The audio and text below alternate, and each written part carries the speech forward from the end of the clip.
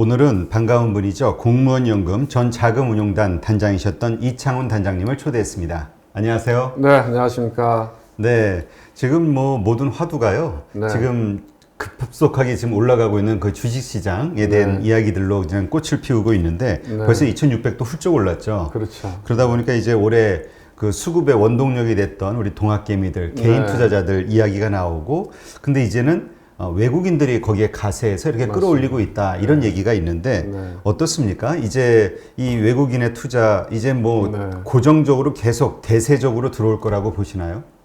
글쎄요. 그러니까 지금 우리가 한번 지난 3월 달 코로나가 처음 터지고 나서부터 이렇게 한번 복귀를 해보면 초반에 이제 외국인들하고 기관들이 굉장히 공격적으로 매도를 했었죠. 한 20조 넘게 팔았었는데 그거를 개인들이 다 받아냈죠.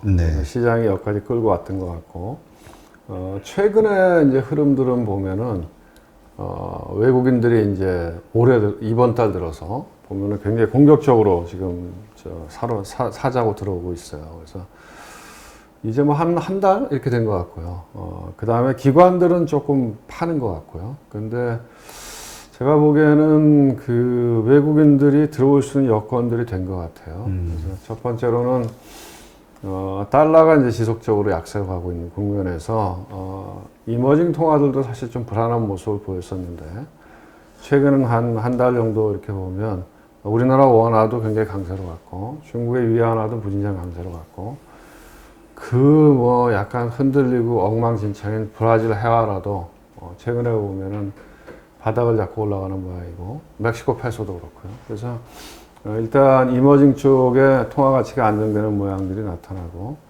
그리고 저희가 이제 이머징 주식시장은 아무래도 글로벌 위험 선호도하고 관련이 있는데 그 위험 선호도를 나타내는 것들이 여러분들도 잘 아시겠지만 빅스 지수잖아요. 네, 그 빅스. 변동성 지수라고 우리가 얘기하는.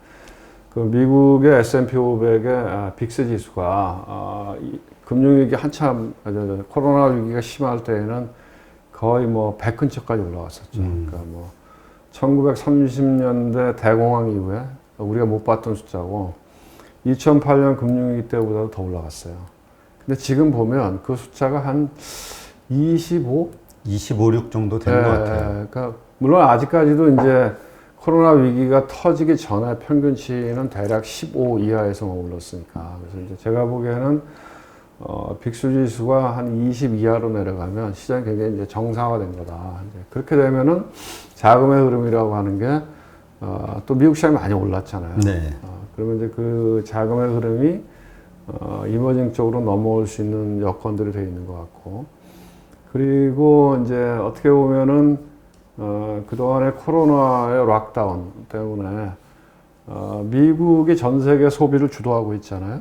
근데 보면은, 미국이 이제 재난지원금 이런 것들을 지급을 했기 때문에, 소비는 뭐 그렇게 많이 안 죽었는데, 반면에 이제 제조업 활동이나 이런 것들은 굉장히 위축돼 있었던 상황이죠. 근데 지금 이제 코로나가 뭐 백신이 나온다는 얘기도 나오고, 치료제가 나온다는 얘기도 나오고, 이러면은, 다시 이게 정상화되는 과정에서는 아마 재고 축적의 과정이 있겠죠. 그러다 보면은, 생산 쪽에서, 늘어날 수 있는 여지들이 있고, 그러면은 중국이나 한국처럼 특히 아시아권에 있는 이머징 국가들은, 괜찮아지는 거죠. 그래서, 그런데 최근에 보면은 블랙락이나 모건 스탠리나 JP 모건이나 골드만삭스도 마찬가지고, 전반적으로 이렇게 레코멘데이션 하는 거 보면은, 이머징 중에서도 아시아, 이런 쪽을 좀 주목해 봐야 되지 않나, 이런, 추천들을 하는 거 등등 해서, 외국인들이 들어올 수 있는 여건이 된 것 같아요. 지금 뭐 말씀하신 대로 글로벌 달러 유동성은 아주 급속하게 늘어난 상황이잖아요. 근데 이제 그런 상태에서 상대적으로 미국 시장이 너무 높이 오른 거 아니냐. 상대적으로 그렇죠. 그래서 덜 오른 신흥국 쪽으로 뭐 이렇게 온다는 이야기도 있더라고요. 네, 그런 부분도 있죠. 원래 이제 저희가 보면은 늘 흥망성쇠라고 그러나요? 시장의 흥망성쇠를 보면, 위기가 오면은 달러를 많이 풀고, 그 다음에 돌아서기 시작할 때는 아무래도 사람들이 아직까지는 좀 불안하니까 그나마 이제 편안한 미국 시장, 선진국 시장을 중심으로 먼저 투자를 하죠. 그래서 거기에 올라가고 어느 정도 위기가 이제 잡혀가는 국면이 되면 그 다음에 사람들은 이제 그 일드 트레이싱이라고 그러죠. 수익률 게임을 하는 거죠. 그러면 이제 선진국 시장은 많이 올랐고 아직 이머징 쪽은 늘 뒤따라오잖아요. 그러니까 네. 앞으로 좀 더 올라갈 수 있는 여지가 있고 하니까 돈들이 이제 글로 이렇게 넘쳐 흘러가죠. 네. 그래서 진짜로 이제 위기가 극복이 되고 경제가 좋아지기 시작하면 그러면 그 다음부터는 돈을 쪼기 시작하죠. 다시 회수. 그렇습니다. 그러니까 회수하기 전에 이제 우리가 이제 돈을 푸는 방법은 두 가지가 있잖아요. 하나는 금리를 낮추는 거고 또 하나는 우리가 얘기하는 양적 완화. 그래서 양적 완화라고 하는 게 시장에 있는 채권들을 사주는 거잖아요. 국채도 사주고 뭐 회사채도 사주고 해서 그 돈들이 금융기관을 통해서 아니면 정부를 통해서 재정이나 대출의 형태로 시장에 흘러가도록 하는 건데 경제가 좋아지면은 이제 그다음부터는 그럴 필요가 없는 거죠. 그다음에 뭐 제가 보기엔 뭐 인플레이션은 잘 안 나타나는데 어쨌든 자산 인플레이션은 높게 나타나니까 그다음에는 이제 그 양적 완화하는 거를 먼저 끊죠. 양적 완화를 먼저 끊고 그다음에 좀 상황을 봐서 또 괜찮으면 금리를 조금 올리기 시작하고 그게 제일 무서운 거라고. 네, 그렇게 가는데 이제 그렇게 되면은 또 제일 먼저 터지는 거는 또 이머징 국가부터 또 터지는 거죠. 그래서 그게 사이클 계속 반복되는 거니까 지금은 제가 보기에는 이제 어느 정도 위기의 1단계, 2단계는 지나가고 어떻게 보면 뭐 백신 얘기도 나오고 치료제 얘기도 나오고 하니까 회복의 과정으로 들어가는 국면이니까 이제 돈들이 이머징 쪽으로 넘어올 때가 됐죠. 네. 지금 일단 그 거시적으로는 좀 네. 뒤에서 이야기를 나누도록 하고요. 네. 한국의 상황이 좀 맞춰봤을 때, 네. 그래서 이 들어오는 외국인 자금들이 지금은 뭐 삼성전자라든가 이런 대형 우량주 쪽에 들어오잖아요. 그렇죠. 어떻게 해야 되는지, 그러니까 외국인들이 들어오는 대형 우량주 중심 그쪽에 개인들도 투자를 하는 게 나은 것인지, 예, 중소형주는 이제 끝난 것인지, 아이고 끝나지 않겠어요? 상승에.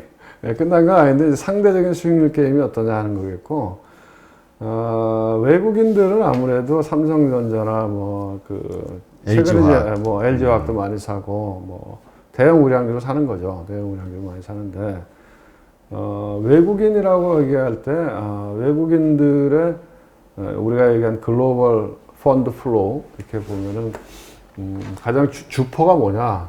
그러면은 그 주포는 연기금하고 국부 펀드거든요. 우리가 얘기하는 뭐 대표적인 연기금이 뭐 일본이 크죠. 일본이 크고 미국도 뭐 미국은 주 단위로 돼 있으니까 캘퍼스라고 해서 캘리포니아 연기금. 그 다음에 뭐 노르웨이 국부 펀드 뭐 이런 것들이거든요. 또 중동에 있는 국부 펀드 뭐 이런 것들. 그런 것들이 제일 큰 자금들인데 그런 자금들은 기본적으로 벤치마크 플레이를 하거든요. 그래서 대부분이 이제 월드 인덱스를 따라서 매매를 하는데 MSCI 월드 인덱스를 따라서 매매를 하니까 그러면은 뭐 그렇게 되면 시가총액 비중이 큰 것들이 우선되니까 아무래도 중소형주보다는 대형주 쪽으로 많이 치중이 되고 그 다음에 이제 뭐 예를 들면 액티브 펀드나 해치 펀드나 이렇게 수익률 게임하는 사람들은 뭐 중소형주 쪽도 좀 들어오겠죠. 그러니까 지금 우리가 이제 지난번 시간에도 우리 그냥 우스갯소리로 그런 얘기 했잖아요. 그 개인들이 올려놓은 한국 주식시장 외국인들이 와서 그 물량을 사갈 것인가. 외국인들 사가죠. 예. 근데 지금 이제 사는 형국이 됐으니까 그러니까 외국인들이 어떤 메리트를 보고 한국에 투자를 하는 것일까? 이미 많이 오른 상태임에도 불구하고. 근데 제가 만약에 글로벌 뭐 이렇게 입장에서 이렇게 전 세계를 놓고 자산 배분을 한다고 할 때도 저 같아도 한국 주식을 살 것 같아요. 어떤 이유로요? 아니 우선 싸요.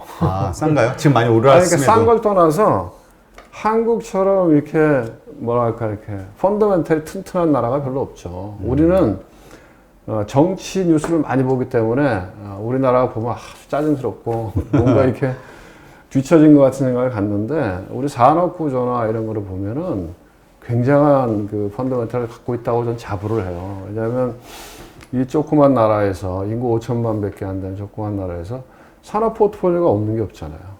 지금 우리가 봐도 반도체, 뭐 화학, 철강, 통신, 뭐 엔터테인먼트, 음식료, 뭐 조선, 뭐 없는 게 없잖아요. 포트폴리오가. 그리고 또 그 중에 상당한 기업들은 리딩 컴퍼니잖아요. 우리 얘기하는 전기차 이런 것들도 지금 배터리 같은 경우에는 뭐 글로벌 탑 티어잖아요. 그러니까 리딩 산업의 포트폴리오도 굉장히 다양하고 그 다음에 그 기업들도 세계적인 경쟁력을 갖고 있고 그런데 싸요. 그러면은 뭐 그리고 뭐 여러 가지 뭐 이런저런 건 있지만 아직까지는 그래도 재정 건전성도 괜찮고 그 매크로적인 입장에서도 대한민국의 메리트가 있고 뭐 외국인들 입장에서 보면은 안 살 이유가 없죠. 그리고 밸류에이션이 싸요. 밸류에이션이 우리나라에 뭐 물론 이제 PER, PBR 이런 게 대표적인 밸류에이션인데 아마 평균 PER로 보더라도 우리가 뭐 선진국 시장보다는 데피니트리 싸고 그 다음에 이머징 중에서도 싸요. 그리고 PBR로 보면 뭐 이제 1배가 되려나? 그러니까 우리가 상식적으로 생각해서 우리가 ROE라고 그러거든요. 네. 자기 자본 수익률. ROE가 플러스이면 PBR이 1이면 안 되거든. 왜냐면 내가 갖고 있는 자산이 돈을 벌잖아요. 그러면 돈 버는 자산은 그냥 뭐죠? 그걸 뭐라 이렇게 장부가로 이렇게 평가하진 않잖아요. 그렇죠. 보통 프리미엄이 붙죠. 당연하죠. 네, 왜냐하면 가게도 저희가 식당을 하더라도 그 식당에 돈을 잘 벌면 권리금이 붙잖아요. 그렇죠. 그런 것처럼 이 자산이라고 하는 것도 돈을 못 벌면 PBR이 뭐 1배 이하로 가는 게 맞죠. 언제 청산될 수도 있으니까. 근데 자기 자본 수익률이 뭐 예를 들면 5%, 6% 이렇게 10%씩 나오는데 자산 가치 대비해서 디스카운트로 가야 된다? 그거 이상한 거죠. 그러니까 제가 보기에는 우리나라 주식이 되게 산업도 튼튼하고 세계적인 경쟁력도 갖고 있고 밸류에이션도 싸고 제일 큰 원인은 저는 그거죠. 우리가 이머징에 있다는 거죠. 그 말도 안 되는 얘기인데 제가 보기에는 금감이나 이런 데서 기재부나 이런 데서 해서 이거를 우리가 이머징이 아니고 선진국에 가 있어야죠. 지수에. 우리가 왜냐하면 경제 규모로 보면 경제 규모나 무역 규모는 세계 10이고 우리가 보더라도 뭐 제품이나 이런 것들은 세계적인 경쟁력. 아니 우리 뭐 이거 뭐죠 이게? 갤럭시인가 이게? 네. 그러니까 이게 아이폰하고 세계적으로 탑 티어잖아요. 세계적인 경쟁력을 갖고 있는 제품을 만드는데 우리가 무슨 브라질이나 터키나 이런 데하고 같이 이머징에 있다는 거는 말이 안 되는 거죠. 그것만 바뀌면 제가 보기엔 주가 2배 가죠. 그랬으면 좋겠네요. 근데 이제 지금 이 외국인이 오는 이유 중에 하나로 이제 환율, 원화 강세를 드는 분들도 있거든요.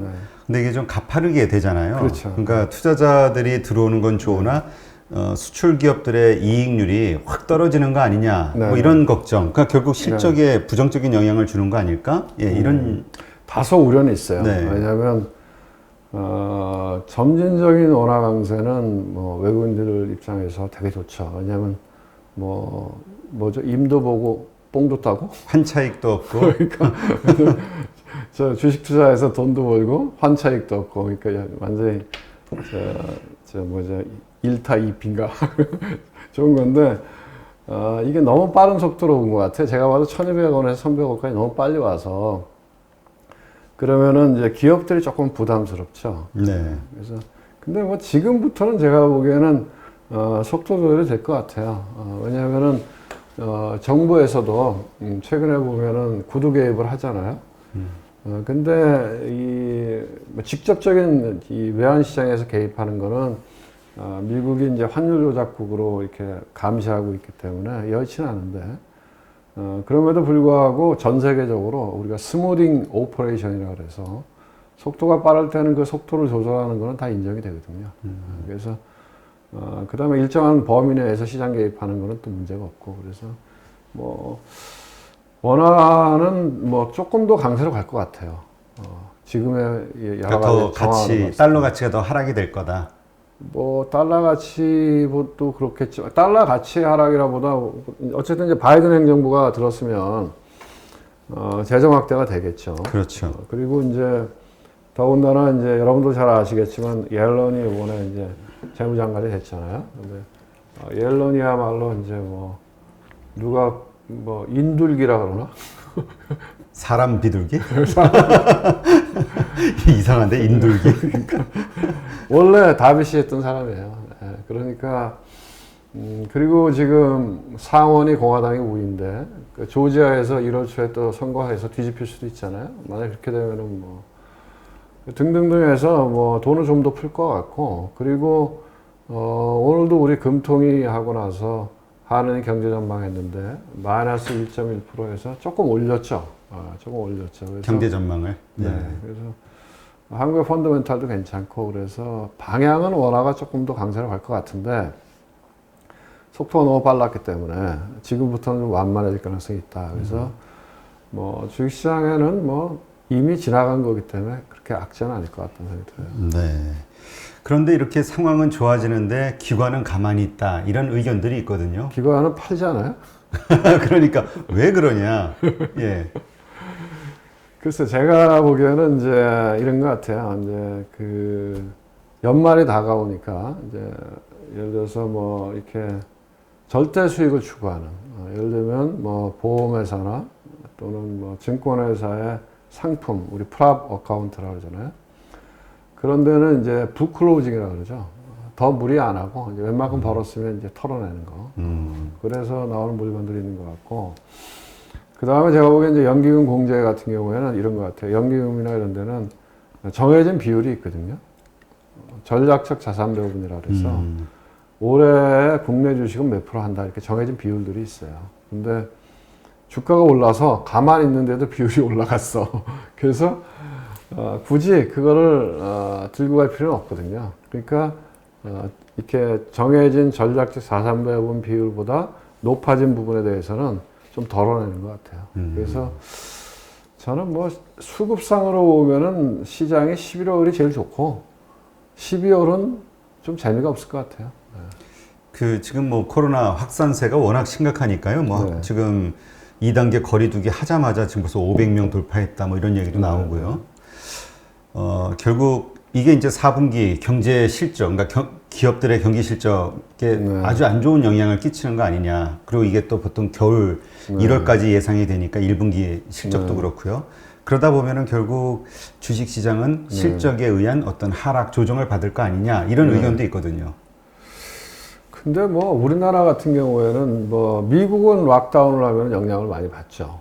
왜냐하면 GDP의 70% 이상이 소비니까. 근데 우리나라는 수출이 주도하는 경제라서 이제 자영업자들이 어려운 거죠. 사실 식당하고 카페 하시는 분들이 굉장히 어려운 거고 경제 전체 그림으로 보면은 뭐 크게 임팩트 있는 건 아닌 것 같고요.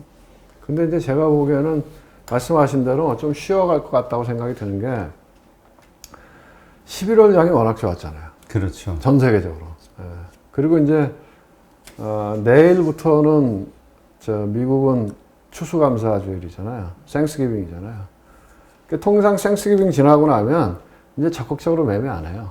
그 사람들 이제 휴가 갈 생각해야 되거든. 그래서 연말 휴가. 그렇습니다. 그래서 외국인들도 뭐 제가 보기에는 보통 추수감사절 지나고 12월 중순 넘어가면 대충 북클로징 한다 그러거든요. 예, 그런 상태고 우리나라 기관들도 제가 보기에 올해 많이 벌었기 때문에 무리하게 뭐 주식 살 것 같지 않고 오히려 있는 걸 덜어낼 것 같고 그 다음에 양도세 이슈가 뭐 많이 완화되긴 했지만 그럼에도 불구하고 또 뭐 양도세 이런 것 때문에 털어내야 되는 사람들이 좀 있을 것 같고 해서 12월 장은 뭐 11월만큼 그렇게 많이 좋을까?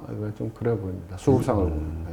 그 외국인이 계속 사준다 하더라도. 아니, 외국인이 제가 말했지만 그 친구들도 이제 끝났다. 보통 추수감사절 지나고. 미국만이 아니라 네, 이 외국 자금이니까. 네, 보통 12월 중순 넘어가면 적극적인 매매를 안 해요. 다들 이제 크리스마스 휴가 갈 생각하죠.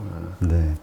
참 휴가는 뭐 상황도 어려운데 일하지 왜? 보통 헤지펀드나 이런 친구들은 거의 이제 생스기빙 되면은 거의 북클로징 하고 올해 이제 얼마나 벌었나 하고 적극적인 매매 안 하고 뭐 연기금이나 펜션 이런 것들은 돈이 계속 들어오니까 기계적으로 사야 되는 부분들이 있으니까 그래서 통상적으로는 뭐 11월 장이 이렇게 좋으면 12월 초 지나고 나면 슬로우해질 수 있죠. 네. 그러니까 지금 그 전반적으로 11월 장이 워낙 좋고 그다음에 여러 가지 펀더멘털이 좋아지다 보니까 그 지금은 그냥 정말 많은 곳에서 내년도 주가 3천 보는 분들이 워낙 많이 생겼더라고요. 3천이라고 해봐야 뭐 지금 2,620명 얼마 안 남긴 했는데 그 아주 이러더라고요. 보니까 하우스 뷰는 이렇게 좀 검소하게 네. 3,000 이상 이렇게 보지만 그 담당자들은 뭐 진짜 엄청 높이 보더라고요. 이러한 근데 이 하나 네. 불안한 게 뭐냐면 올해 많은 사람들이 합의가 된 컨센서스 이러한 예상들이 전부 깨졌잖아요. 그렇죠. 원래 시장에 합의된 컨센서스는 안 맞아요. 그러니까 지금 정부가 내년도 엄청나게 상승할 것이다. 3천은 가볍게 돌파할 것이다. 네. 컨센서스가 딱 되니까 약간 불안한 거예요. 그러니까 이제 저희가 예측한다는 게 참 부질없는 게요. 작년 이맘때쯤 예측할 때 누가 코로나가 터질 줄 알았겠어요. 그러니까 저희가 뭐 예측이라는 건 다 어떻게 보면 사실은 좀 부질이 없고 시장에 어떤 사안이 벌어졌을 때 이게 그러니까 굉장히 이게 우리가 이제 얘기한 예측한다는 거는 이 옛날에 보면 그 뉴턴의 만류인력적인 시스템적인 사고죠. 사과가 떨어지면은 중력에 의해서 땅으로 떨어지더라. 이거는 변하지 않는 법칙이잖아요. 네. 근데 현대 사회는 변하지 않는 법칙은 없는 거죠.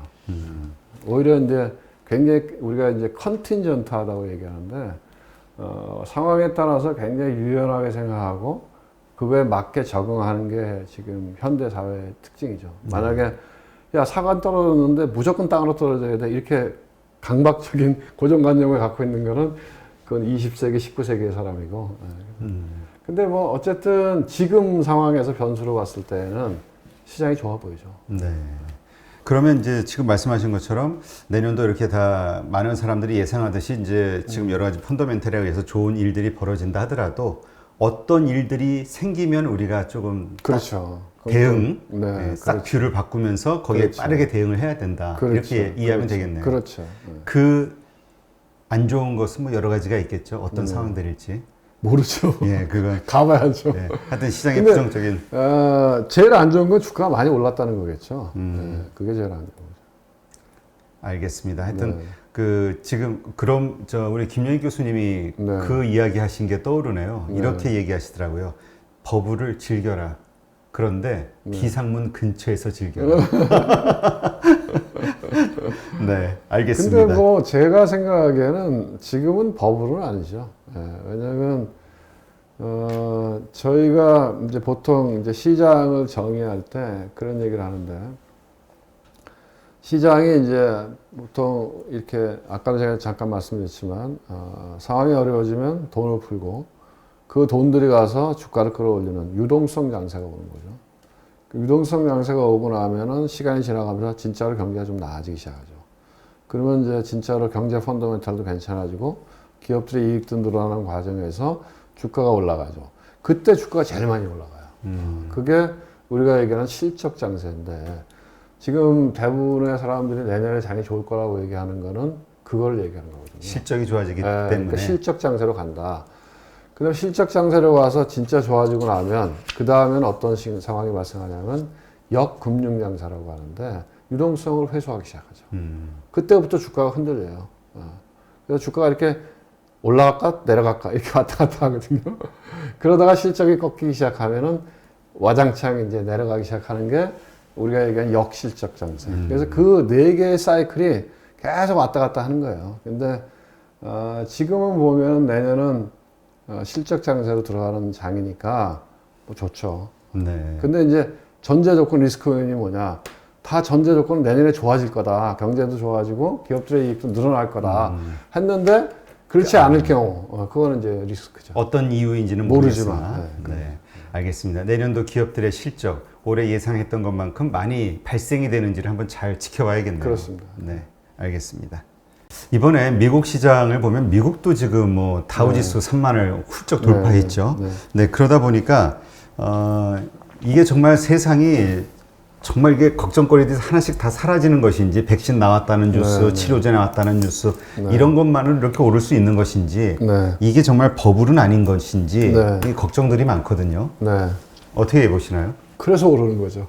그래서 올라요? 왜냐하면 주가는 의심의 벽을 타고 오른다 이거든요. 왜냐하면 저희가 담쟁이 넝쿨을 보면 이렇게 벽을 타고 이렇게 담쟁이 넝쿨이 잘하잖아요. 그런 것처럼 주가는 의심의 벽을 타고 올라간다 그러거든요. 걱정과 근심이 없을 때 그때는 버블이죠. 예, 그때야말로 버블이죠. 아, 모두가 다 당연히 오를 거라고 생각할 아니 때. 지금 불안불안하면서 올라갈 때가 제대로 올라가는 거예요. 왜냐하면 다 아무 걱정이 없어. 그럼 다 살 거 아니에요. 그렇죠. 그럼 그거 버블인 거죠. 그래서 아직은 올라갈 여지가 있어요. 아직도 여기 질문에도 걱정이 나오고 그래서 그러면 아직은 올라갈 여지가 있는 겁니다.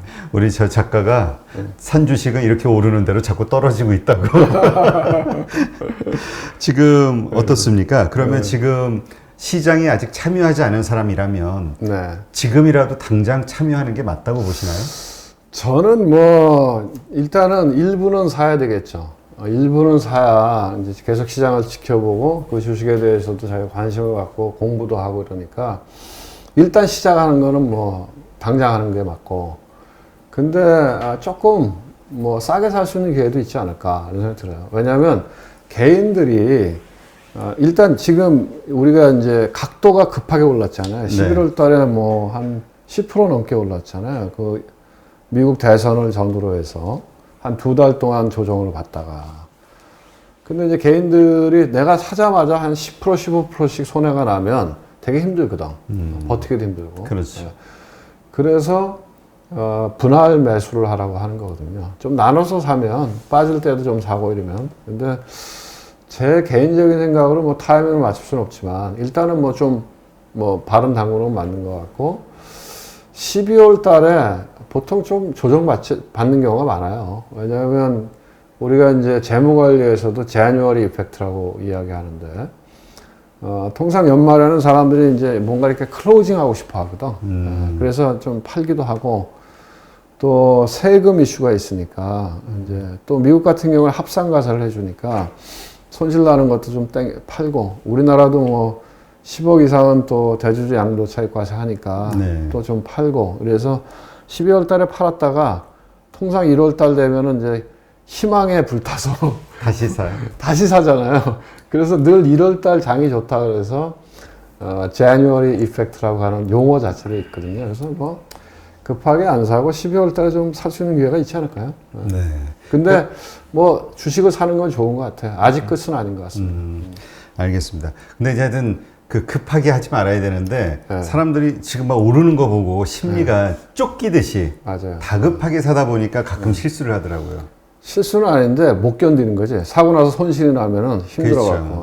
그렇죠. 그리고 말씀하신 대로 분할 매수하는 것도 네. 지금이 가장 저점 같거든요. 그렇죠. 근데 이제 사고 나서 오히려 빠지면 한 10% 빠질 때는 사는데 한 20% 빠지면은 잘못 샀다고 생각이 들지. 그다음 팔아버리죠. 팔아버리죠.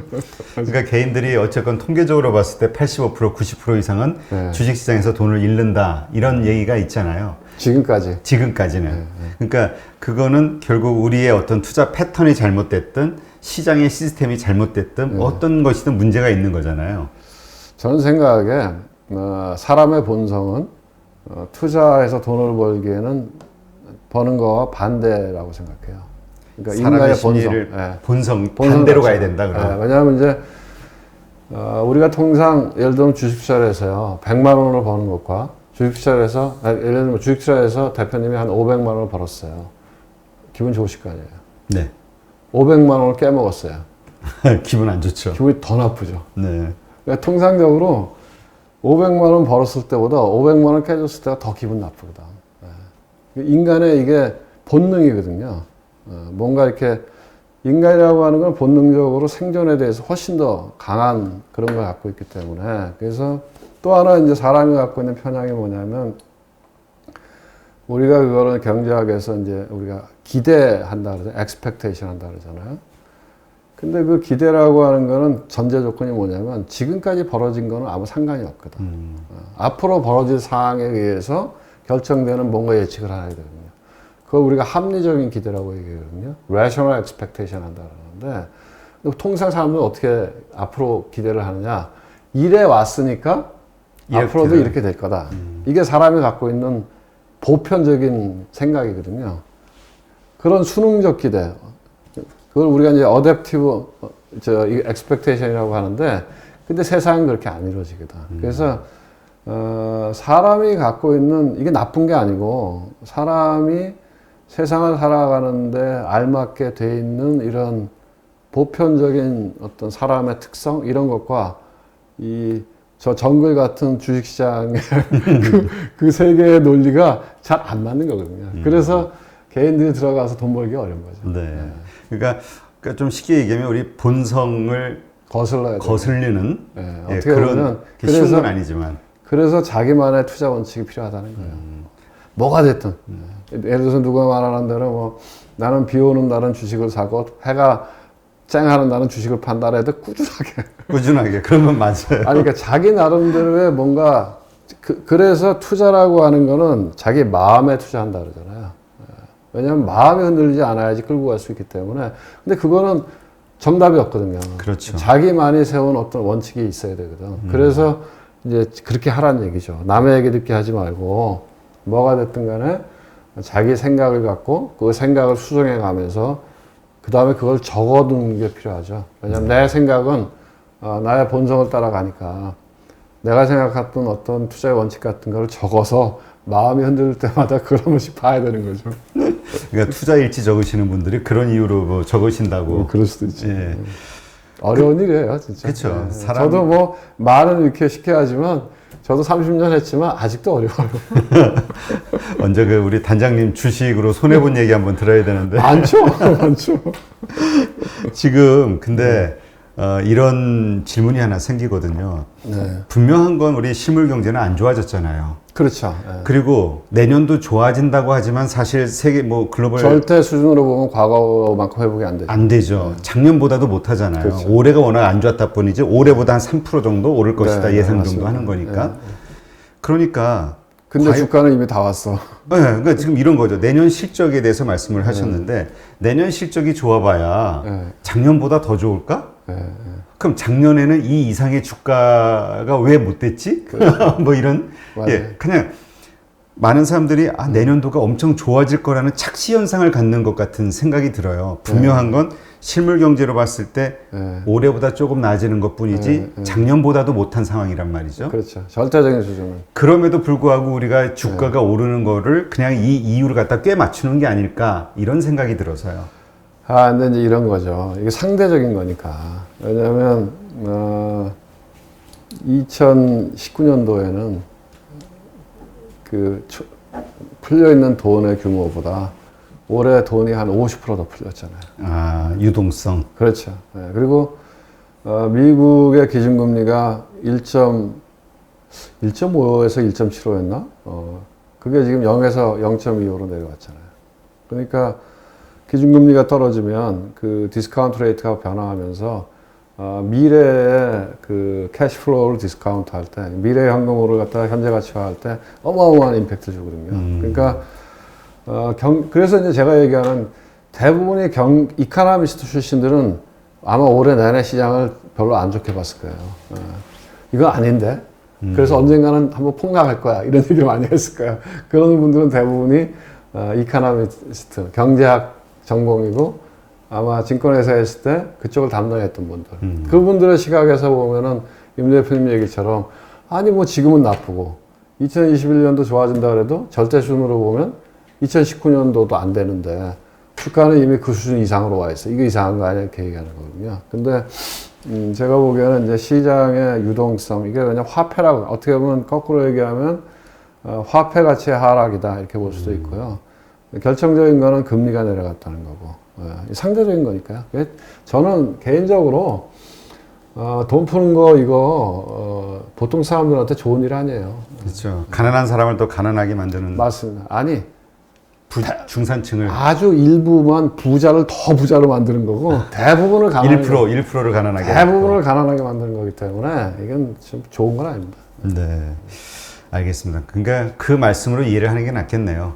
그러니까 돈이 많이 풀렸고 금리도 확 떨어졌고 그렇죠. 돈의 가치가 그만큼 떨어진 그렇습니다. 것이지 네. 주식의 가치가 상대적으로 올라온 게 아니다. 그러니까 이렇게도 볼 수 있는 거예요. 왜냐하면 그게 상대적인 거니까. 왜냐하면 주가라고 하는 거는 우리가 삼성전자 그러면 뭐 68,000원? 그거는 화폐로 표시하니까. 그럼 화폐 가치가 떨어지면 이 삼성전자의 가치는 가만히 있더라도 올라가는 거잖아요. 그렇죠. 그런 거죠.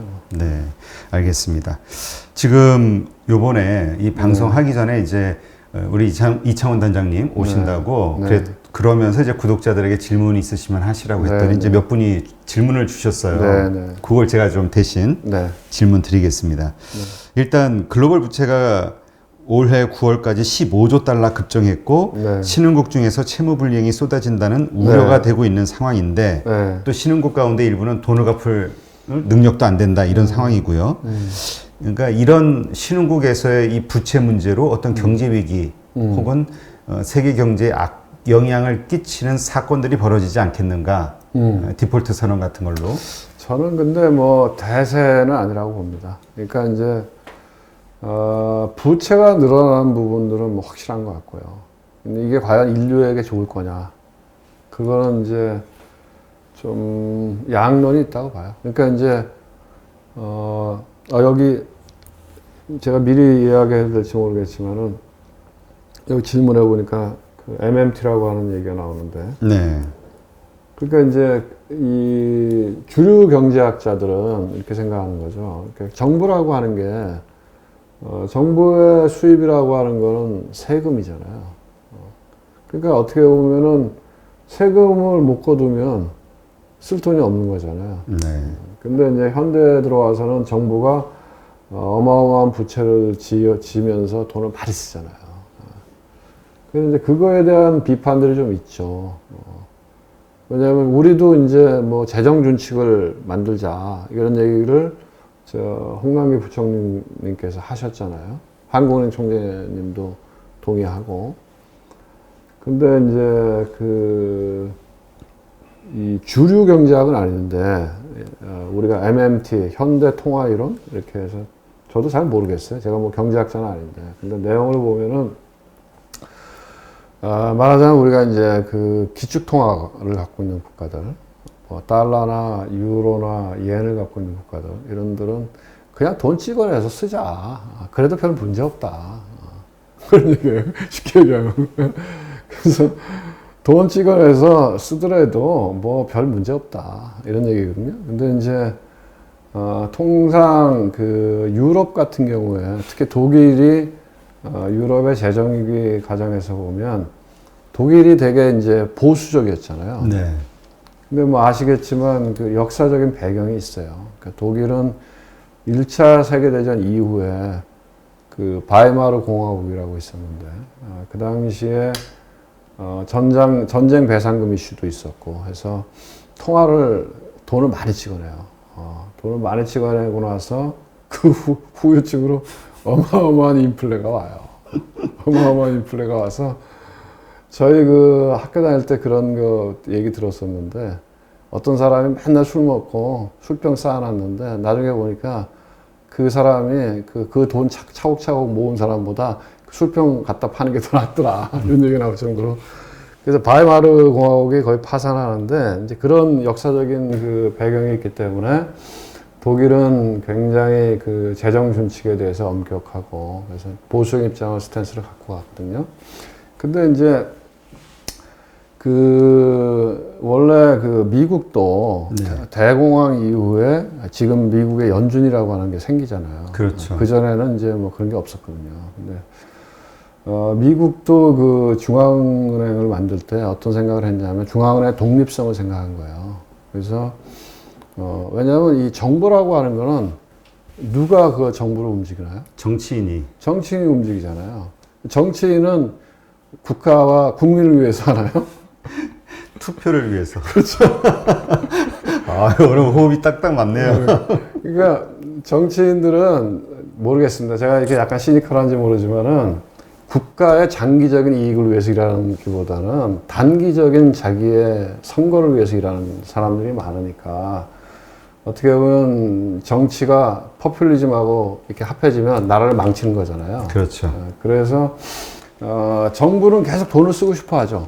계속. 그렇죠. 하고 싶은 게 많으니까. 아니, 돈 쓰면 표가 나오니까. 그렇죠. 그러니까 그러다 보면은 나라가 이제 거덜날 수 있잖아요. 그러니까 그런 걸 막기 위해서 중앙은행하고 벽을 쌓아요. 그래서 중앙은행의 독립성이라고 하는 역사적인 배경이 그렇게 나온 거고 미국은 지금도 법에 의해서 미국의 연준이 정부가 발행하는 국채, 채권을 직접 매입은 못하게 돼 있어요. 그러면은 뭐 정부가 계속 채권 발행하고 중앙은행이 계속 사주고 돈만 갖다 주면 계속 뿌려댈 거 아니에요. 그렇죠. 그래서 이제 그런 게 있는데 이제 최근에 현대에 와서는 야 그런데 그 유럽 2008년 금융위기 이후에 봤지? 돈 어마어마하게 뿌렸는데 특히 이제 대표적인 케이스가 일본이에요. 그렇죠. 어마어마하게 썼죠. 지금 국가 부채가 200% 넘어요. 200% 넘죠. 200. 우리가 이제 최근에 뭐 우리가 많이 썼죠. 많이 써서 우리가 한 45% 넘어가는 것 같아요. 그 전에 한 40%였는데. 근데 우리도 제가 보기에는 높지는 않은데 속도는 너무 빨라요. 그래서 근데 일본이 대표적으로 돈을 무진장 찍어내 갖고 국가 부채가 200%거든요. 근데 별 문제 없지 않냐. 그리고 유럽도 뭐 했는데 인플레도 안 나오고 2008년 금융위기 이후에 달러도 뭐 엄청 이게 연준의 대체대표상에서 이 번원 통화를 엄청 늘렸는데 별 문제 없지 않냐. 그러니까 그냥 돈 찍어내서 정부가 쓰고 싶은 데 좀 쓰게 해주자. 그 부채 화폐한데. 근데 이제 저는 이런 생각이 들어요. 이제 세상에 공짜는 없어서 분명히 어디선가 대가를 칠 거예요. 근데 그럼 우리도 그렇게 할 수 있느냐? 그건 택도 없는 얘기예요. 왜냐하면 그걸 할 수 있는 나라는 달러나 이엔이나 유로처럼 국제결제 통화를 갖고 있는 국가들은 그래도 견딜 수가 있는데 그렇지 않은 나라들이 그렇게 통화를 남발하게 되면 완전히 그냥 나라가 한 방에 갈 수 있어요. 그게 이제 짐바브웨, 뭐 볼리비아, 베네수엘라 이런 데서 우리가 봐왔던 거고 우리나라 코리아원이 국제결제 통화가 아니기 때문에 그렇게 통화를 남발하는 것은 바람직하지 않고요. 또 하나는 이제 돈을 많이 풀면 경제가 좋아지느냐? 제가 보기엔 조금 좋아져요. 근데 인플레이션이 안 일어난다고 뭐 얘기하는데 이게 약간 사기 같기도 해요. 왜냐면 인플레이션 타겟트 2%하고 미국은 그것도 이제 평균 인플레이션 목표제에서 2%가 넘어가더라도 옛날에 안 좋았으니까 한동안은 그냥 돈 풀자 이러는데 2008년 금융위기 이후에 물가는 안 올랐어요. 네. 생활 물가는. 근데 집값은 자산의 버블이 엄청 올랐잖아요. 인플레이션이 집값은. 많이 발생했죠. 네, 그리고 주가도 올랐고 그러면 집 없는 사람이나 돈 없는 사람들은 살기가 더 어려워진 거거든요. 그렇죠. 그래서 이렇게 돈을 푸는 게 뭐 주식하시는 분들한테 좋은데 이게 과연 보편적인 사람들한테 좋은 건지는 잘 모르겠어요. 근데 지금 MMT라는 게 결국 그런 이야기도 있더라고요. 네. 결국 이 심화된 빈부격차, 네. 이 소외된 사람들이 네. 불만이 이건 사회적 갈등으로 갈 수밖에 없고 네. 이들을 위해서는 정부가 계속 돈을 써줘야 되는 거 아니냐. 네. 정부의 돈으로 이 가난한 사람들을 네. 위해서 네. 이들을 구제할 수 있는 뭐 이런 논리도 있던데요. 그래서 그렇죠. 필요하다. 네네. 그러니까 그 현대 통화 이론을 얘기하는 사람들은 예를 들면 이제 전통적인 주류 경제학이라고 하는 건 어떻게 보면 신자유주의적인 요소 있잖아요. 그건 이제 시장에서 알아서 할 거다 이런 거고. 지금도 돈을 푼다는 게 보면 왜 돈을 푸는데 그럼 내 돈엔 돈이 없을까? 내 주머니에는. 지금도 왜냐하면 중앙은행이 돈을 푼다는 게 실질적으로 중앙은행이 돈을 푼다는 게 뭐죠? 돈을 찍어낸다는. 아니잖아요. 국가가 발행한 채권을 사주거나. 아, 그렇죠. 아니면은 회사채를 사주거나. 아니면 이제 일본 BOJ, 일본 중앙은행은 주식도 사죠. ETF를 통해서. 그러니까 주식도 ETF로 사주고. 주식까지. 그러면 그건 무슨 얘기냐면 그 돈이라고 하는 거는 정부로 가잖아요. 그렇죠. 그리고 그 돈이라고 하는 건 금융기관으로 들어가는 거거든. 내 주머니에는 안 들어와.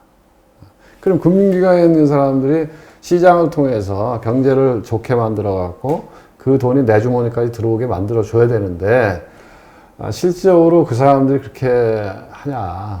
그렇죠.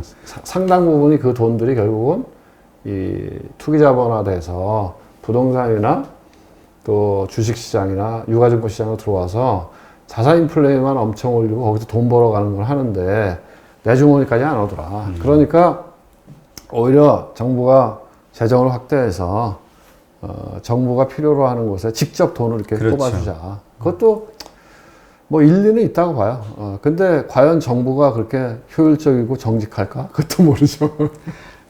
효율적일까에 대해서는 아마 많은 분들이 공감할 것 같고. 예, 그러니까 하여튼 이게 논란의 여지가 있는데 그래도 이제 방법이 없으니까 네, 네. 왜 이제 지금 뭐 이런 얘기가 약간 변형된 형태의 MMT들이 이제 실행이 되고 있는데 네. 그러니까 이제 결국은 여기에서 이제 우리가 드는 질문은 아까도 말씀하셨듯이 어차피 이러한 형식이 됐든 저런 형식이 됐든 달러는 계속 찍어낼 수밖에 없는 상황이 될 네, 것이고 네. 우리가 이제까지 달러는 안전자산으로서의 어떤 보유, 투자 이런 목적을 갖고 있었잖아요. 네, 네. 앞으로도 그럴 것이냐. 이제 두 가지 질문이 여기 참 제가 답변 안 드린 것 같은데 아마 이거를 질문하시는 분은 첫 번째는 아마 지금 달러 자산의 가치 1번일 것 같고 또 하나는 위험하지 않냐 이런 건데요. 두 개가 어떻게 보면은 연결되어 있는 질문이죠. 그렇죠. 이제 지금은 괜찮아요. 제가 보기에는 지금은 괜찮고 또 달러 자산도 지금 뭐 급하게 가질 필요는 없어요. 왜냐하면 지금은 제가 아까 말씀드렸지만 유동성이 풀리는 시기잖아요. 근데 이제 거꾸로 언제가 이제 달러 자산을 가져야 되고 이머징 위험해지기 시작하냐. 이제 경제가 좋아져서 돈을 걷어들이기 시작하죠. 연준에서 어떤 그렇죠. 형식으로든 돈을 회수하는 그 시점이 그렇죠. 그때가 되면은 이머징 위험한 데부터 무너지니까. 그때가 되면은 제가 보기에는 지금 이게 질문하신 분이 하신 대로 이렇게 확장되어 있는 달러 부채나 국가의 부채가 문제가 될 거고, 우리 봤잖아요. 유럽의 재정위기도 봤잖아요. 그렇죠. 유럽의 재정위기도 봤고, 그 다음에 뭐 중남미 야장 나는 것도 봤고, 그러니까 이제 충분히 그럴 수 있죠. 그럴 수 있는데 아직은 아니다. 지금은 어떻게 보면 아직은 유동성을 즐기는 시기고, 근데 이제 그때쯤 가까이 오면 제가 보기엔 주식시장에서도 이제 바로 조금씩 빼고. 그 다음에 달러 이머징 통화, 우리가 코리아원이 이머징 통화니까 달러 자산 쪽으로 좀 옮겨가는 그런 걸 해야 되겠죠. 네. 이미 지금 보유하고 있는 분들은 어떨까요? 지금 환차손이 뭐 10%씩 된다, 7% 된다 근데 이런 뭐 분들이 있는데. 제 생각에는 달러를 가지고 계신 분들은 그냥 가지고 계셔도 될 것 같아요. 왜냐하면 통상 달러 자산을 가지고 계신 분들은 대부분이 부자예요. 뭐 서민들이 뭐 몇백 불 정도야, 뭐. 서민들이 무슨 뭐 자기 자산 이 분산 투자한다고 달러 자산을 갖고 있겠습니까? 그러니까 뭐 주식 투자를 하더라도 동학개미를 하지 서학개미 하려면 꽤 몇 억은 있어야 되잖아요. 그러니까 뭐 돈이 있으신 분들이 뭐 이 자기의 포트폴리오 분산 차원에서 달러 자산을 일정 부분 갖고 간다. 그건 필요하죠. 왜냐하면 장기적으로 보면 아주 긴 시간을 길게 늘여놓고 보면은 결국은 달러가 강해지고 이머징 통화는 약해지거든요. 네. 그러니까 그런 맥락에서 보면. 그리고 미국의 뭐랄까요, 자주 사용하는 방법 중에 하나가 그렇게 결국 어떤 글로벌 위기 상황을 만들어서 달러 자산을 안전 자산으로서의 수요를 확 만드는 그러한 방법을 사용하는 그 과거가 여러 차례 있지 않았느냐 이런 얘기 하시는 분도 있어요. 그건 잘 모르겠어요. 그거는 뭐 중국에서 얘기하는 음모론이겠죠. 그래요? 모르겠고. 근데 어쨌든 기축 통화로서의 달러의 가치는 유지를 하려고 할 테니까 지금 오히려 이제 어떻게 보면 달러의 위협이 되는 거는 디지털 통화죠. 그러니까 지금 저는 뭐 그쪽 분야에 대해서는 제가 잘 모르기 때문에 뭐 코멘트하기는 어렵지만은 최근에 이제 비트코인 가격들이 엄청 비싸다고 기사를 보고, 그 다음에 중국도 자기네 이제 디지털 통화를 이미 만들어서 시범적으로 써보고 있잖아요. 그렇죠. 그러니까 지금과 같은 이런 종이화폐 체제 하에서는 달러를 능가할 만한 건 없을 것 같고, 근데 디지털 화폐 시대로 넘어가면서는 이 종이화폐 달러가 흔들릴 수도 있죠. 그거는 이제 달러에 투자하시는 분들도 염두에 둬야 되는 부분이죠. 아마 그래서 중국 애들이 그걸 열심히 하고 싶어 할 거예요. 그게 이제 자기네들이 이제 미국을 견제할 수 있는 길이라고 생각할 테니까. 그렇죠. 뭐 위안화의 기축통화, 국제화로서의 위안화 위상을 높여보려고 지난 10여 년간 노력을 했지만 결국 더 축소됐잖아요. 비율적으로 봤을 때는.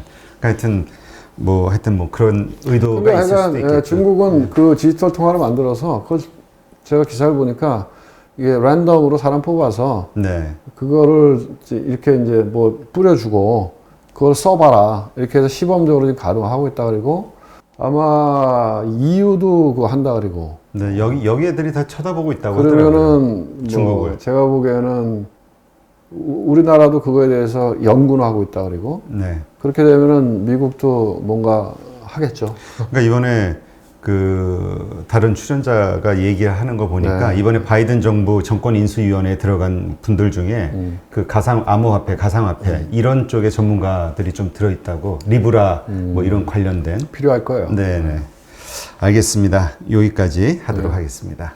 네 이번엔 미국 경제에 대해서 그 다음에 금리에 대한 이 질문을 좀 주셨는데요.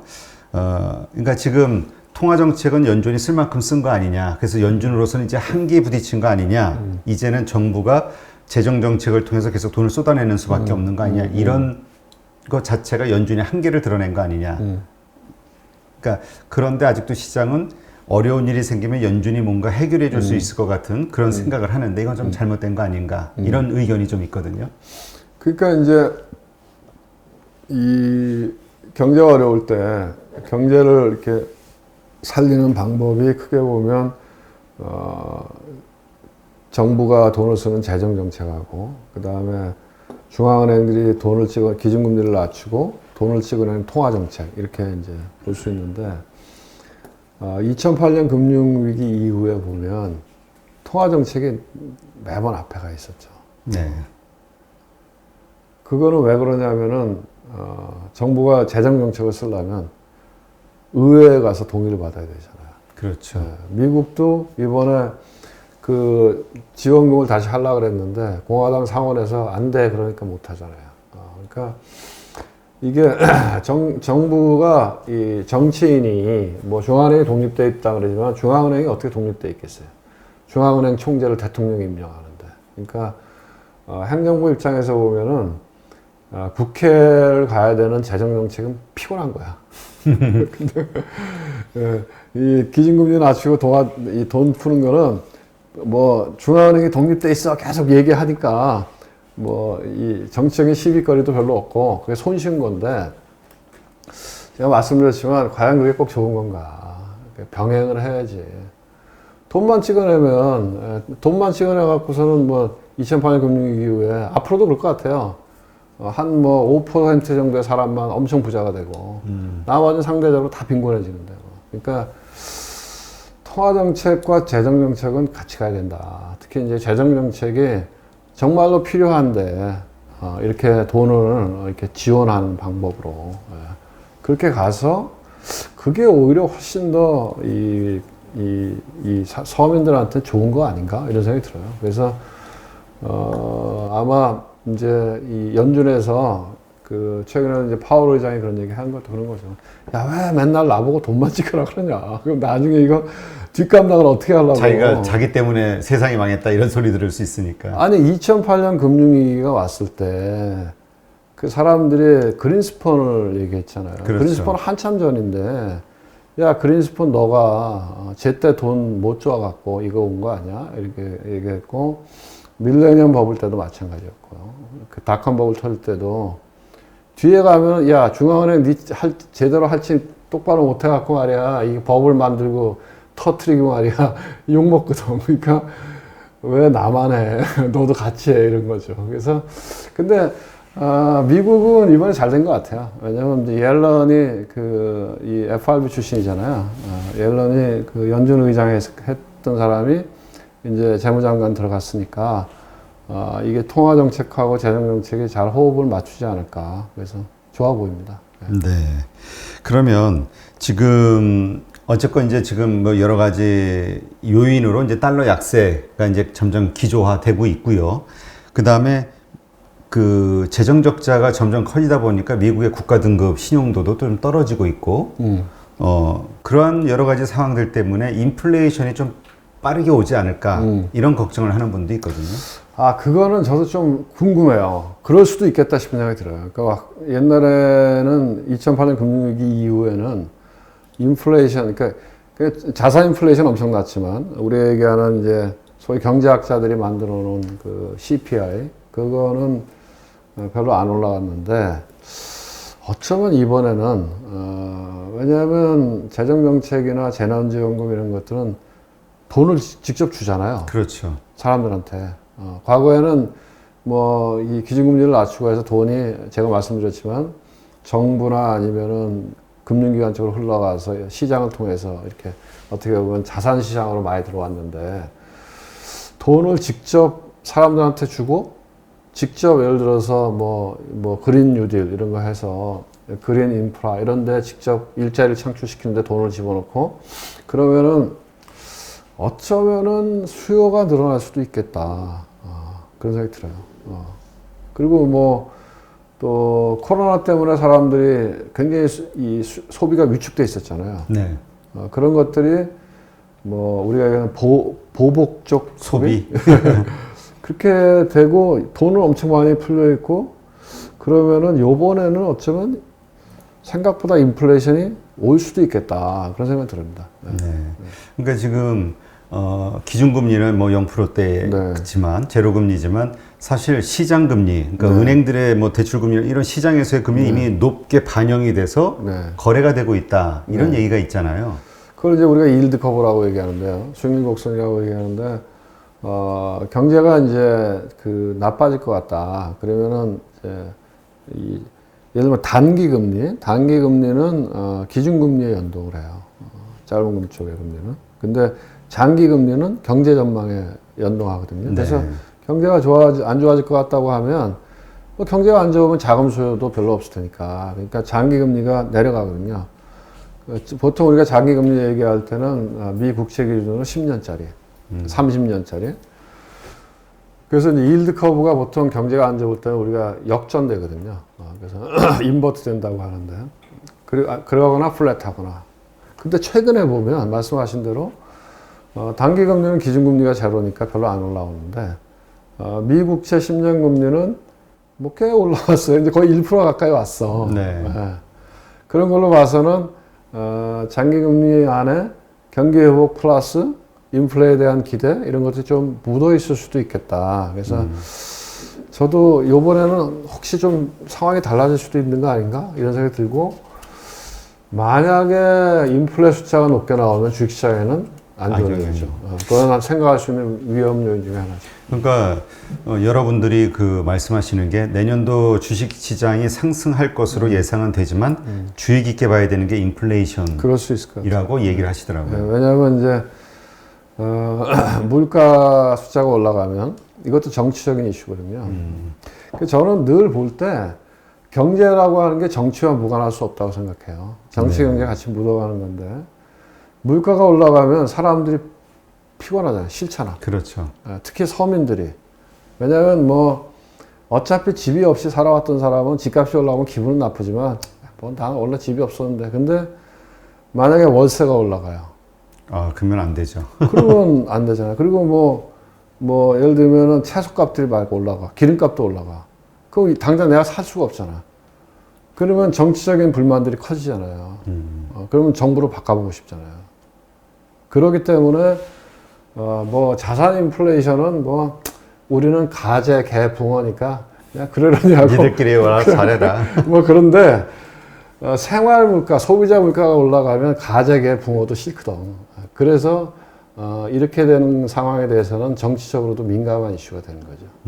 그래서 그런 상황이 오면 돈을 쪼자 이렇게 되는 거죠. 그러니까 지금 언급하신 요 상황도 우리가 한번 내년도에 주의 깊게 봐야 될 포인트이긴 하네요. 그러니까 이거 되게 중요한 게요. 제가 연도는 기억이 안 나는데 우리가 얘기하는 폴 볼커, 중앙은행 총재 하면은 폴 볼커 그렇죠. 하나의 약간 모델처럼 돼 있는데 미국이 인플레를 경험했었거든요.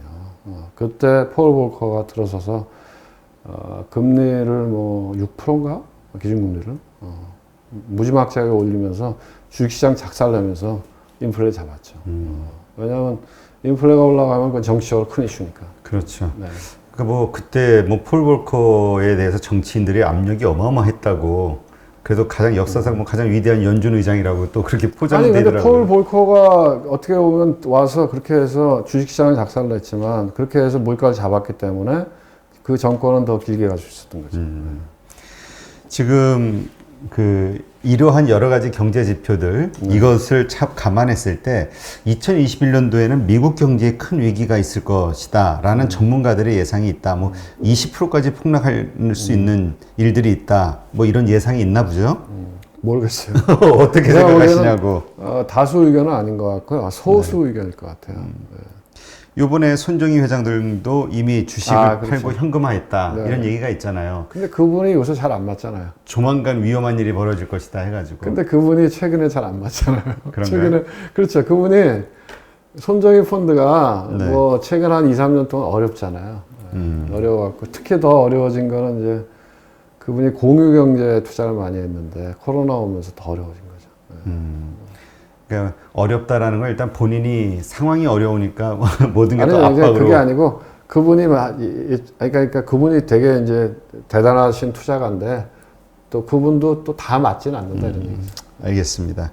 그러니까 지금 뭐 그런 이야기는 있지만 그냥 뭐 일부 사람들의 아직까지는 제가 보기에는 주류의 개념은 아닌 것 같고요. 근데 이제 통상 뭐 아까도 그 임 대표님도 말씀하셨지만 우리가 다수의 의견이라고 하는 거는 틀릴 확률이 더 높으니까 내년도에 가서 또 어떤 돌발 변수가 또 나올 수도 있는 거죠. 뭔지 모르겠지만 네. 뭐 갑자기 인플레이션 숫자가 확 올라간다든지 그러니까 뭐 유가 같은 게 팍 올라가고 그러면 또 그럴 수도 있고. 그렇죠. 그게 그런 유가가 올라갔을 때 벌어지는 일은 이제 인플레이션 압력인 거겠죠. 그렇죠. 이제 보통 우리가 일반 CPI에는 연료 비중이 크고 코어 CPI에는 또 이제 그게 높진 않아요. 근데 뭐 나는 왜 그런 코어 CPI 이런 것도 하는지는 잘 모르겠어요. 그냥 당장 우리가 생활하는데 들어가는 거는 다 물가의 영향이 있는 그러니까 거지.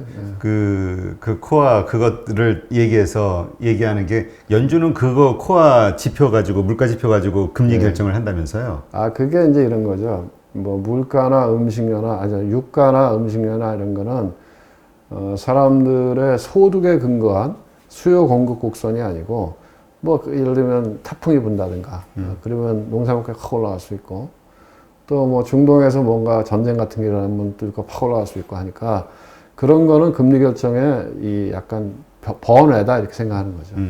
근데 뭐 그것도 다 똑같은 거죠. 그러니까 결국은 자산 시장을 끌어들이지 않아야 일반 국민들을 열받게 하지 않을 수 있다라는 정치적 논리가 거기에 숨어 있다. 이런 얘기를 하시는 분도 있더라고요. 어쨌든 물가가 올라가는 건 정치적인 이슈예요. 네. 근데 우리나라도 제가 보기에는 저는 이제 부동산이 굉장히 중요해졌다고 봐요. 네. 그동안에는 집값이 올라갔잖아요. 네. 근데 집값이 올라갔어도 상대적으로 전세나 월세는 어느 정도 안정돼 있었잖아요. 근데 이제는 전세, 월세가 올라가잖아요. 전세난이 벌어지고 있죠. 그건 생활 물가거든. 집이 없는 사람도 기분은 나쁘지만 내가 뭐 전세를 살든 월세를 살든 살 수 있으면 좋아. 근데 이게 올라가기 시작하면 이건 골치 아픈 거거든요. 이건 생활 물가거든. 그러니까 이게 정부에서는 그걸 잡기 위해서 대책을 내놓는데 그 대책이 나올 때마다 오히려 시장이 움직이니까 자조적으로 뭐 그냥 아무 대책도 내지 않았으면 좋겠다 뭐 이런 얘기를 하더라고요. 이제 저는 이런 생각이 듭니다. 뭐냐면 우리가 지금 시장 경제 체제를 살고 있잖아요. 네. 자본주의는 조금 제가 보기엔 변화하는 것 같아요. 이제는 주주 자본주의에서 최근에 이제 그런 얘기를 하는 사람들도 있던데 이제 공적 자본주의로 바뀐다 그런 얘기를 하고 있고 그래서 완전한 신자유주의적인 또 주주 위주의 자본주의 성격은 조금씩 변화하는 것 같아요. 근데 시장 경제라고 하는 거는 어쨌든 지금 인류의 역사상 가장 합리적이고 가장 효율적이고 지금 살아남은 경제 체제거든요. 네.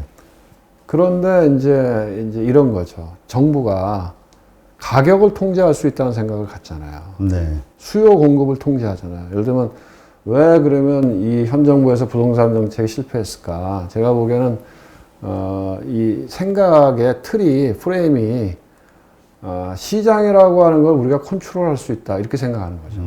수요 공급도 우리가 컨트롤할 수 있다. 그래서 막 뭐 집 못 사게 막고 뭐 집 못 짓게 막고 막 근데 그 결과는 의도한 대로 안 나온다는 거죠. 왜냐하면 그게 가능했으면 공산주의가 이겼다는 거지. 계획경제가. 근데 그 계획 경제를 시도했던 중국의 대약진 운동에서 수천만 명이 굶어 죽었잖아요. 그렇죠. 그래서 결국은 이 시장이라고 하는 걸 인정하고 정부의 역할은 뭐랄까 우리가 그걸 넛지라 그러는 건가요? 조정. 아니 슬쩍 건드리는 거죠. 슬쩍 건드려서 시장이 그렇게 반응하도록 그걸 제일 잘하는 게 미국의 연준이잖아요. 그렇죠. 연준의 미국의 그 연준은 정치적 그 수사는 미국은 금리를 결정하는 거는 그 아주 오랜만에 한 번씩 하잖아요.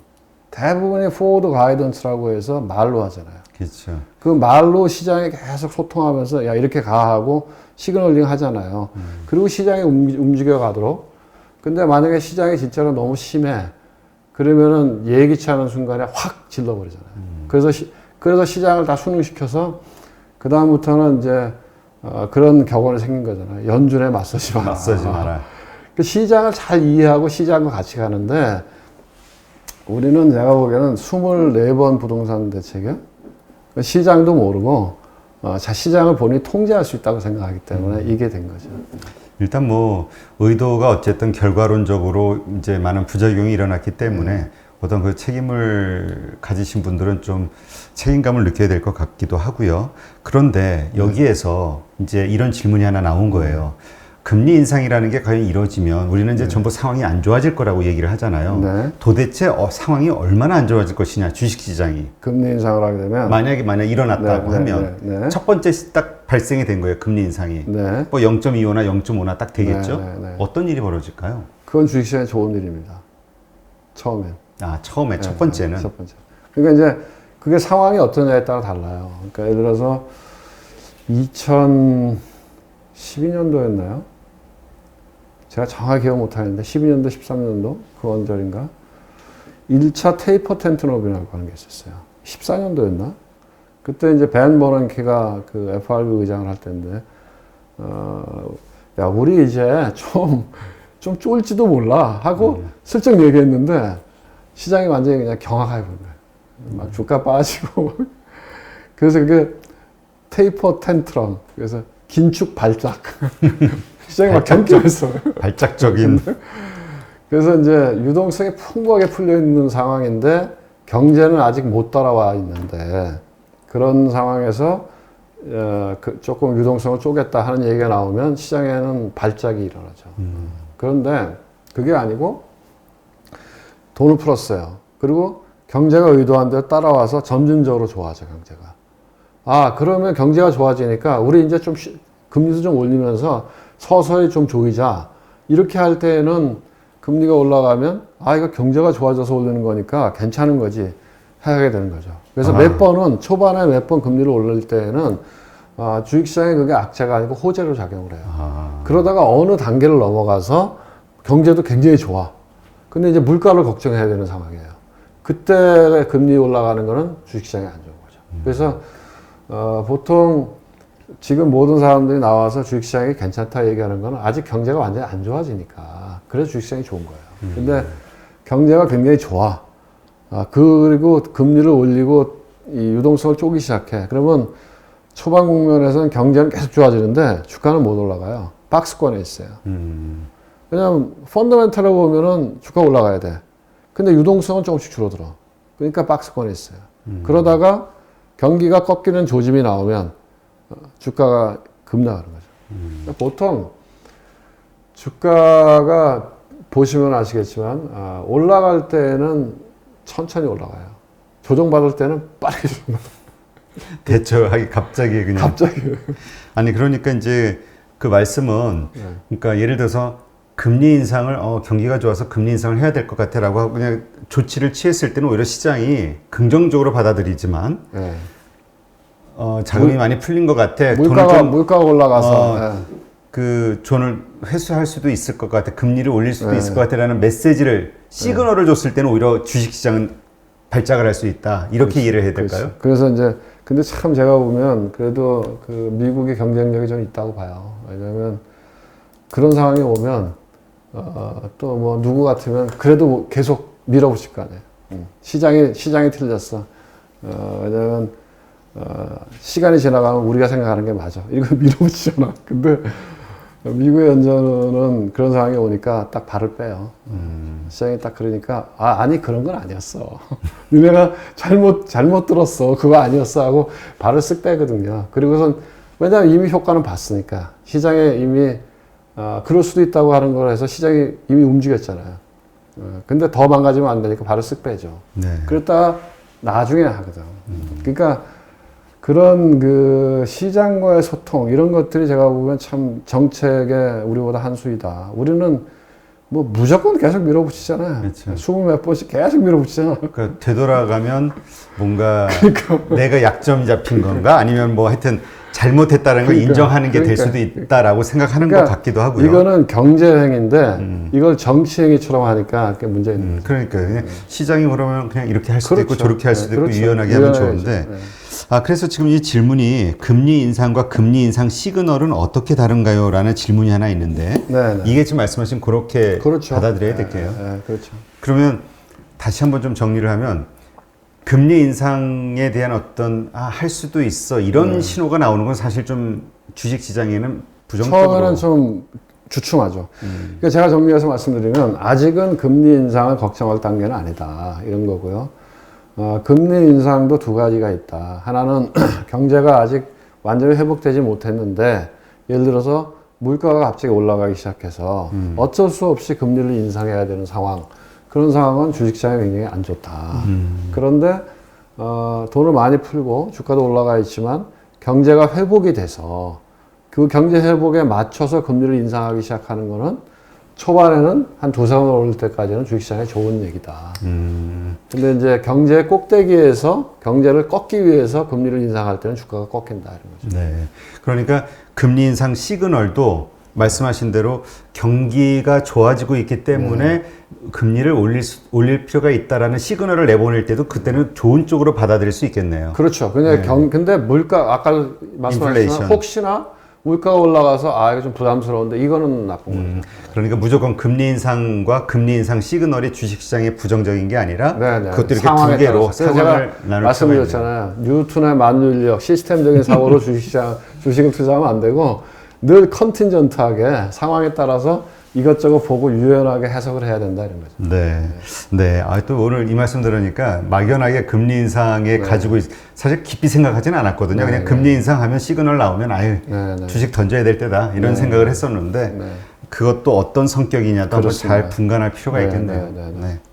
네, 오늘도 이렇게 이창훈 단장님하고 지금 현재 돌아가고 있는 금융시장 그 다음에 또 이 시장에서 이슈가 되고 있는 그 내용들에 대해서 한번 점검해 봤는데요. 네, 또 오늘 좋은 인사이트를 얻는 그런 시간이었던 것 같습니다. 네, 오늘 이렇게 함께 해주신 이창훈 단장님께 다시 감사드립니다. 네, 고맙습니다. 고맙습니다. 네, 감사합니다.